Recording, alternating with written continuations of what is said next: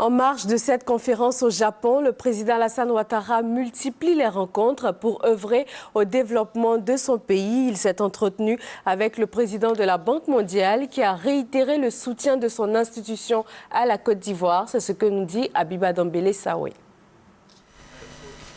Le président de la Banque mondiale, le docteur Jim Yong Kim, entouré de ses plus proches collaborateurs, a été reçu en audience par le président Alassane Ouattara. La Banque mondiale qui soutient la Côte d'Ivoire dans son processus de développement, couronné par un taux de croissance à 2 chiffres. La Banque mondiale vient de rencontrer son Excellence le président Ouattara. Et bien sûr, il s'est réjoui de la qualité des relations qui existent entre la Banque mondiale et la Côte d'Ivoire. Il est clair que le rôle de la Côte d'Ivoire dans la sous-région a été l'objet des discussions. Et surtout le rôle moteur que la Côte d'Ivoire peut jouer aujourd'hui dans la sous-région est en train de jouer.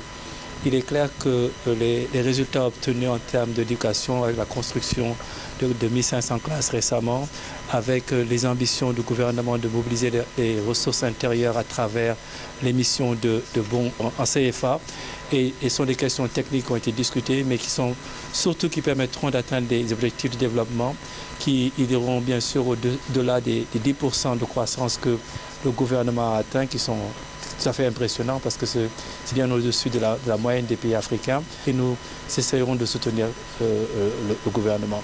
De la même manière, il s'agit également de parler de l'enveloppe financière qui a été mise à disposition. Comme vous le savez, la dernière fois que le président Jim Kim a visité la Côte d'Ivoire, on a parlé d'une enveloppe d'1 milliard de dollars. Nous allons mobiliser les ressources disponibles dans le cadre de l'IDA 16 et également voir comment tout cela peut appuyer l'intégration régionale qui constitue un élément moteur de la croissance de la Côte d'Ivoire et de la sous-région.